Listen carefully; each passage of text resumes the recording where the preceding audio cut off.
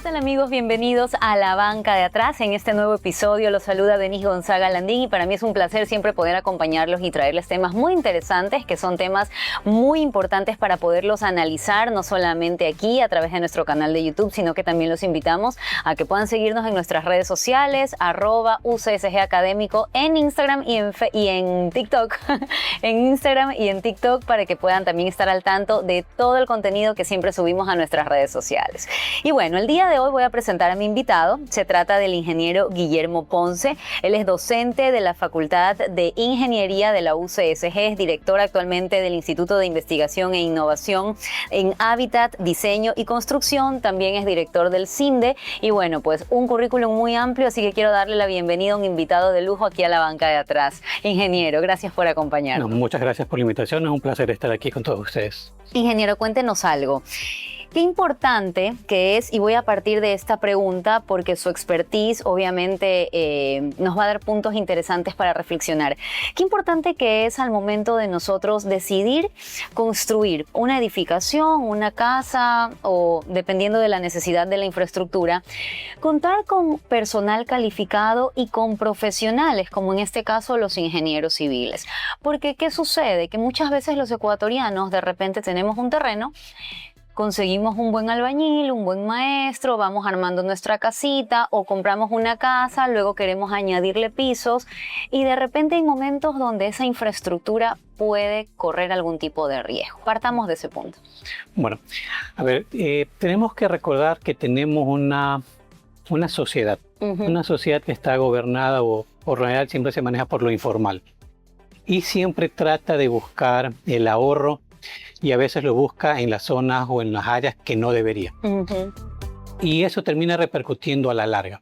O sea, es verdad que en nuestra ciudad, en Guayaquil y en los cantones aledaños, se ha construido bastante con albañiles. Algunos de ellos tienen buena experiencia. Tampoco se puede decir que no todos, son de...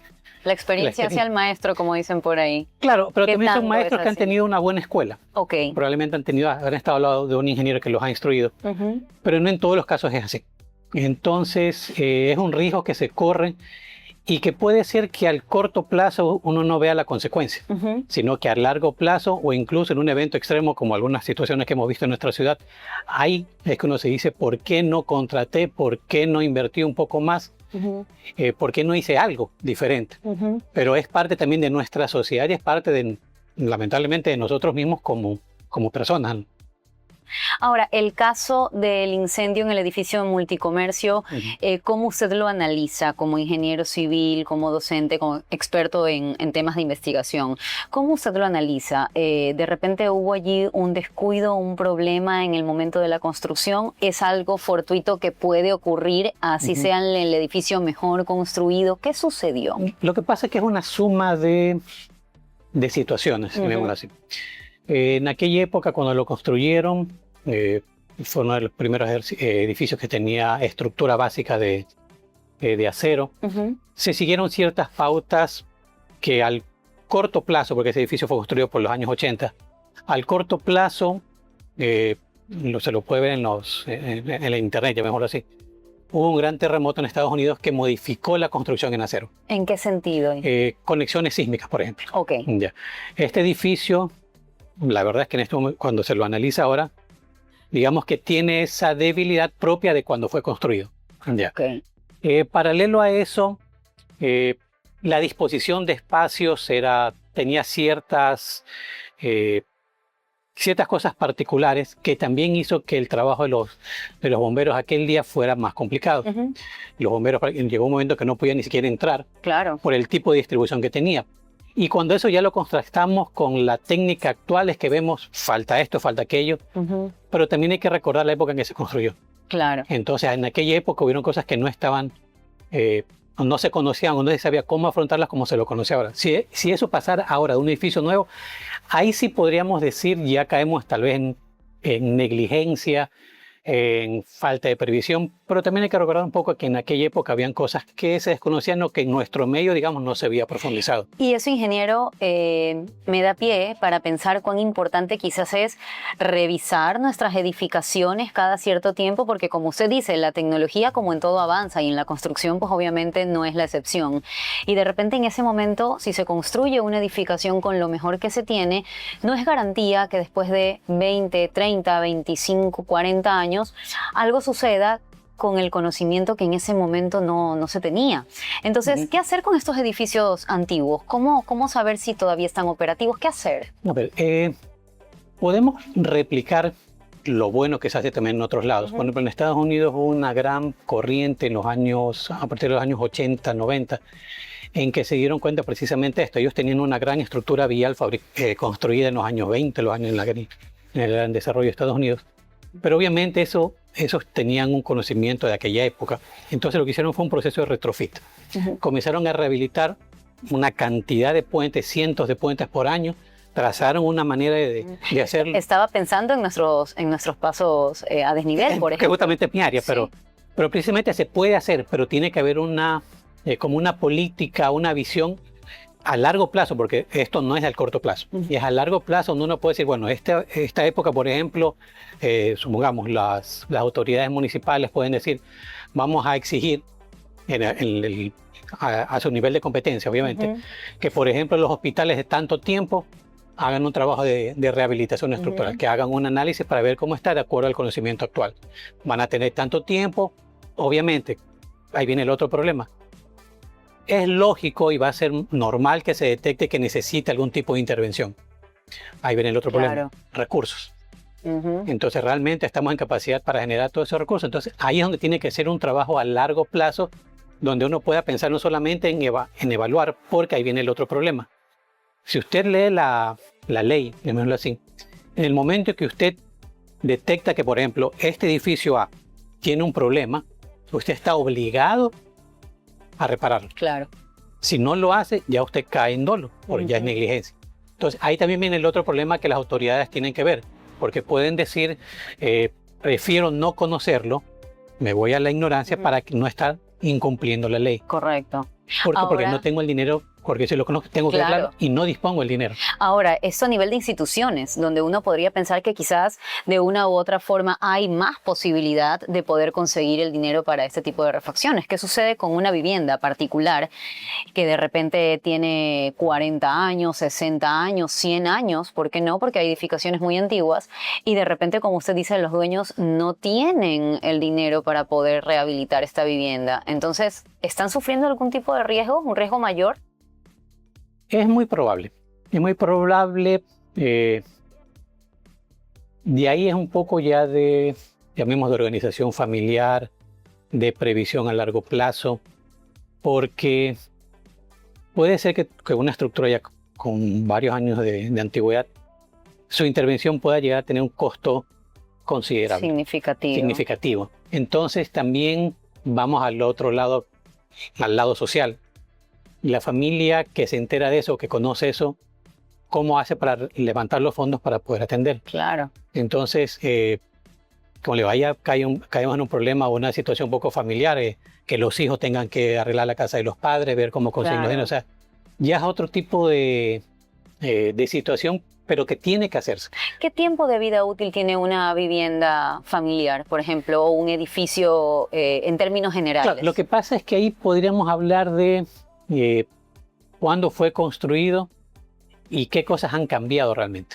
Pues como te mencionaba, se fabricó este edificio que tenía estructura metálica principalmente y hubo un terremoto en Estados Unidos fuerte. No estamos hablando de una ventana más de 10 años. Claro. Entonces se podría decir que a los años ya se debía haber actualizado, llamémoslo así. Pero hay otras cosas que a lo mejor no cambian, pero que sí pueden ser mejoradas. ¿Por ejemplo? Por ejemplo, tenemos estructuras de concreto reforzado. Anteriormente se utilizaba hormigones de 210, de 180, luego pasamos a 210, 280. Ahorita ya estamos hablando de hormigones de 420. Entonces, que son hormigones de mejor comportamiento.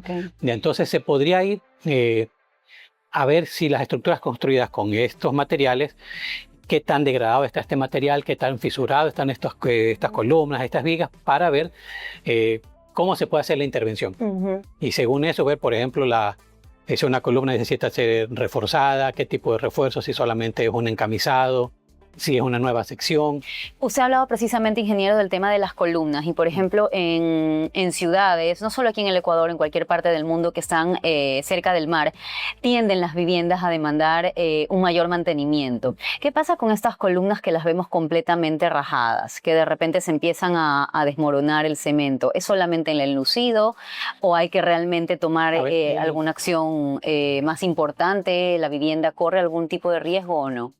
Podría llegar a correr riesgos porque si el nivel de fisuración que tenga, por ejemplo, una columna es muy grande, estamos hablando de que, por ejemplo, en el caso de las viviendas en ambientes salinos, ese ambiente salino es muy agresivo o es agresivo para las varillas de acero. Correcto. Entonces, si usted ya ve que tiene una columna con un nivel de agrietamiento ya considerable, o que usted ve realmente grietas, no fisuras, sino grietas, ya podremos decir de que pudiese haber un mecanismo interno en el cual la varilla se está oxidando, ya está comenzando a haber el cascaramiento interno y está comenzando a reventar el concreto. Si usted ya ve que la columna está, como algunos dicen, como soplada o como que tiene una burbujita o algo más, como que estuviera creciendo su ancho, puede ser que adentro ya está oxidándose, ya está generando la costra interna y ya está reventando el concreto. ¿Y es posible reemplazar esa varilla sin que la estructura colapse o corra algún peligro? Porque es el temor por el que a veces las personas no arreglan sus viviendas. Dicen, si cambio toda esta columna o si la corto o si la reemplazo, se me puede venir el techo abajo, se puede destruir más. ¿Cómo, por ejemplo, manejar ese tipo de situaciones? Se pueden hacer sistemas de empuntalamiento provisionales como para hacer el reemplazo. Habría que ver exactamente cuál es el nivel de afectación de la armadura, descascarar, ver si realmente la varilla está muy comprometida o no está comprometida. Y en el peor de los casos, pues se puede cambiar completamente la columna, pero ahí se necesitaría apuntalar bien, colocar un nuevo armado, algunas cosas más. Y trabajarlo, eso sí, con un profesional. Es que siempre debería estar un profesional, por lo menos supervisando, o sea, porque el trabajo de un albañil tiene sus limitantes, tiene su conocimiento en base a la experiencia, pero es una experiencia también limitada. Entonces, cuando este albañil, digamos, o este maestro se ve en un ambiente o en una situación que nunca ha vivido, puede malinterpretar la realidad. Entonces, lo que pudo haber sido algo para bien, termina siendo algo para mal. Ahora, ingeniero, y volviendo a tener como ejemplo, como referencia lo que sucedió hace algunos días, semanas, en el edificio Multicomercio, que fue propiciado por un incendio. Se me viene a la mente en las grandes ciudades que se han ido expandiendo y con la llegada de las ciudadelas, burbuja, como se les conoce también, urbanizaciones cerradas o privadas, etcétera, que es muchas casas muy pegadas, algunas adosadas incluso. ¿Qué sucedería, por ejemplo, en un incendio? Sería algo riesgoso, algo masivo. ¿Cómo se está considerando la construcción de este tipo de viviendas, de este tipo de ciudadelas? ¿Se está teniendo en cuenta este tipo de riesgos para prever situaciones así? Esa es una muy buena pregunta que espero realmente que esté siendo considerada cuando se comienzan a formular estos planes habitacionales. Porque, como bien lo dices, por optimizar espacios, adosan muchas viviendas, pero eso tiene un peligro a la larga. Es justamente, precisamente la contaminación de que se quema esta, se contamina la de al lado, se siguen contaminando y es un efecto dominó y no lo puede parar. Aparte de eso, y ese ha sido un problema que se puede palpar en algunas ciudadelas, las vías de acceso. Entonces, usted puede tener incluso viviendas separadas, pero si la ayuda no puede llegar a tiempo, igual va a tener problemas. Va a haber complicación. Claro, o incluso lo que nos pasa en las vías en el cantón vecino de San Borondón, vías muy pequeñas que con poco tráfico ya están cautizadas. Imagínense que va una motobomba, alguna cosa, no va a llegar. Es complicado de llegar. Ingeniero, también es importante, habíamos hablado un poco de poder trabajar en cuanto al mantenimiento de infraestructuras. ¿Qué pasa con los pasos a desniveles? Habíamos dicho, hablemos de la ciudad de Guayaquil, pero puede suceder en cualquiera de las grandes ciudades. ¿Cada qué tiempo hay que darles mantenimiento? Que no nos suceda algo como sucedió en el terremoto de 2016, que colapsó el paso a desnivel de la Avenida de las Américas. Eso fue producto de la catástrofe natural o se pudo haber prevenido? A ver, ese paso elevado fue construido conforme al estado del arte de aquella época. No se había profundizado en algunas cosas que cuando ya tuvo el problema ya se conocía. Okay. Ya, o sea, es muy probable que si se hubiera manejado se hubiera hecho justamente lo que conversamos, un estudio, unos retrofits a varias de estas estructuras, se la pudo haber salvado. Ya. Pero como les decía, ahí viene el otro problema. Dinero para intervenir, para poder evaluarlas correctamente, y luego el dinero para poderlas ya trabajar. Tengo entendido, y que lo conozco de primera mano porque trabajaba en unos proyectos, sí se ha hecho por parte del municipio de Guayaquil, tal vez hace unos, ¿qué será? 4 años probablemente, un estudio de unos pasos elevados. En aquella época estos pasos elevados mostraron un buen comportamiento, tienen una buena performance ante algunos eventos sísmicos que se fueron analizando, porque también la gran mayoría de estos pasos elevados sí fueron conceptualizados por profesionales capacitados de aquella época. ¿Actualmente corren riesgo algunos de los pasos a desniveles de la ciudad de Guayaquil? A ver, ahí tendremos que analizar bajo qué escenario, porque como lamentablemente es parte de nuestra cultura, nuestro mantenimiento es malo, ¿ya? Y eso se ve en nuestra infraestructura. Hay pasos elevados que tienen juntas dañadas, lo que vemos arriba, pero también tienen apoyos dañados, tienen todo el sistema de apoyo de vía está dañado y eso puede generar un problema al corto plazo.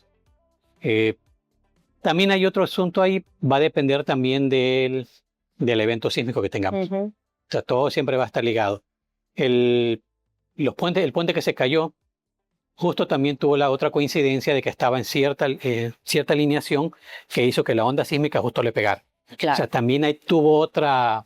O sea, siempre que hay un desastre natural, obviamente es susceptible de que pasen ese tipo de cosas. Sin embargo, quizás hayan otros factores que sí se puedan prevenir. Es que todos, o sea, más que prevenir, porque el evento sísmico no lo podemos no se puede prever. Un terremoto no se puede prever. Claro, no se puede prever, pero sí deberíamos estar mejor preparados. Correcto. Ya, entonces, pero ahí vamos al otro problema, lo que te mencionaba. O sea, ¿cuánto costaría llegar a mejorar los pasos elevados? Por ejemplo, lo que mencionaba, están dañadas ciertos sistemas de apoyos. Tendrán que gatear los pasos elevados, levantarlos, cambiarlos, volverlos a colocar acá abajo. Una inversión. Y ahí, lamentablemente, ¿cuál es el otro problema? Que eso al corto plazo no es retribución de votos para la autoridad. Y están preparados, para cerrar un poco el tema con el tema de los pasos a desnivel, ¿están preparados para soportar la cantidad de tráfico que tiene actualmente la ciudad de Guayaquil? Para la cantidad de tráfico sí, porque ahí sí, bueno, ahí me da más bien una pauta para aclarar una cosa. Todos los pasos elevados diseñados por las personas, por lo menos te puedo decir desde el año 93 para acá, desde que yo estoy ejerciendo, todos se han manejado bajo una normativa que es la normativa AASHTO, una normativa internacional de Estados Unidos. Todas consideran el paso de camiones pesados. Perfecto. Ya. Escuché por ahí alguna autoridad menor, no eran justamente los más altos de esas autoridades, sino autoridades, decir que hay pasos elevados que no han sido diseñados para esas cargas. Y eso no es acorde a la realidad. Todos los pasos elevados, como yo hice, desde el 90 para acá, fueron construidos siguiendo normativas AASHTO, que todas ellas hablan de utilizar camiones de diseño, que son camiones de como mínimo 40 toneladas. Así. Y eso es mucho más que un vehículo. Ingeniero, y hemos cerrado un poco el tema de los pasos a desniveles porque también es importante. Para ir concluyendo un poco esta entrevista que me parece se ha puntualizado con cosas que son claves para asegurar el nivel de construcción y la seguridad, sobre todo de los habitantes de las viviendas, de los edificios, oficinas, etcétera. De manera muy práctica y en un lenguaje muy sencillo para que todas las personas que nos estén escuchando, no solo profesionales, sino quienes estén construyendo sus casas, edificios, oficinas, puedan tener en cuenta al momento de construir. ¿Cuáles usted recomendaría? Primero, recordar que es una inversión que en muchos casos es una inversión de vida. Como tal, deberían tratar de conseguir el asesoramiento profesional. No escatimar en esa parte porque a la larga repercute. Y hay también otro concepto que es el de creer que porque va a trabajar un profesional la estructura va a ser más cara. Okay. No es directamente proporcional, como diríamos en la academia. Ya han habido varios casos, incluso ya en la construcción de edificaciones más grandes, de edificios, digamos, en la cual los profesionales optimizan bastante. Porque el estado del arte también nos permite entender mucho mejor los comportamientos de los materiales. Y eso nos ayuda a que, por ejemplo, una columna que antes era de 50, la podemos bajar a 40. Porque ya conocemos cómo puede trabajar mejor el material. Entonces, en vez de gastar una columna de 50 por 50, ahora ponemos una 40 por 40. Ahorramos material. Correcto. Pero lo hacemos de una manera más inteligente, más apropiada para la estructura. Así. Pero no va a ser que para todas la voy a bajar. Puede ser que para la otra lo necesite. Entonces, pero esas particularidades las va a decir un profesional. Uno que sepa exactamente en qué caso se pone esto, en qué caso no se pone esto, qué va a repercutir si lo pongo. Porque también hay otro conocimiento también y es que nosotros diseñamos realmente nuestras estructuras para comportarse de la mejor manera en un evento extremo. Ya, por ejemplo, el caso de Ecuador, evento extremo típico, temblores, terremotos. Temblores, terremotos o incendios. Como ahora incendios. Y Guayaquil siempre ha sido una ciudad que desde históricamente ha sido caracterizada por los incendios. Claro, pero porque allí dependimos más en la madera. Correcto. Era construcciones de madera. Que ya ahora ya no existen construcciones mixtas, muy poco, ¿no? Aquí, pero en otros países se utiliza bastante. Ya, pero ¿qué me refería? Nosotros debemos tener claro que cuando hay un evento sísmico, nuestra estructura de una u otra manera se va a ver afectada. Siempre. Nosotros no construimos para que una estructura nunca se dañe, porque si fuera así, las estructuras serían sumamente costosas, sumamente volumétricas, serían inconstruibles. Pasó en México en los años 80. ¿El terremoto del 85? No, el terremoto anterior. Ese fue el segundo. Un terremoto anterior justamente hizo que la norma sísmica de México castigara las estructuras para que se comporten de una manera casi en el rango elástico, como se conoce.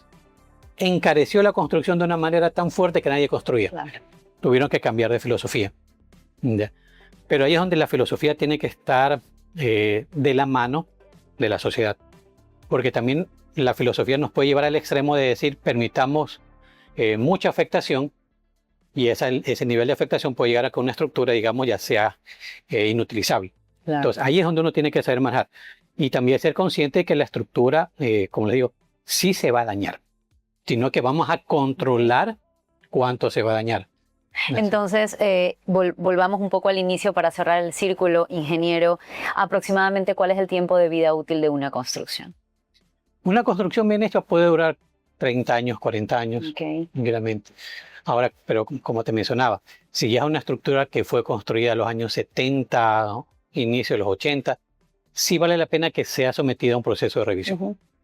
Anteriormente, nuestros códigos, el código de la construcción, el SEC en aquella época, luego se utilizaba el IBC, el VC, luego el IBC y algunas otras cosas que se utilizan ahora. En aquella época eran muy limitados. ¿Ya? Ahora son mucho más profundos, hay mucho mayor conocimiento y es necesario ya trasladarlo aquella estructura al nuevo comportamiento, a lo que ya se conoce ahora. Entonces, sí, y ahí viene la otra cosa que hay que puntualizar. El hecho que muchas estructuras antiguas no hayan tenido problemas en ciertos eventos sísmicos importantes que hayamos tenido, no significa necesariamente que tengan la suficiente resistencia. Es simplemente que no ha llegado el sismo apropiado para ese tipo de estructura. Entonces, porque a veces se dice, no, es que mi estructura tiene 40 años y ya soportó el terremoto de Pernales, soportó el terremoto del Oriente, el de acá no le pasó nada.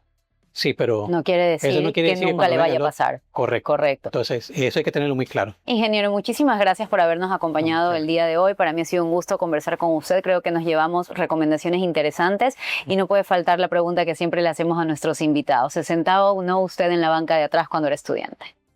En la banca de atrás, algunos años en el colegio, pero acá en la universidad ya más adelante. Ya más adelante. Sí. Muy bien, ingeniero. Gracias por haber estado junto con nosotros. Muchas gracias por la invitación. Muchísimas gracias, como siempre, a ustedes por habernos acompañado. Les recordamos seguirnos en nuestras redes sociales para que estén al tanto de todas nuestras entrevistas y de todo nuestro contenido. Conmigo será hasta la próxima. Chao, chao.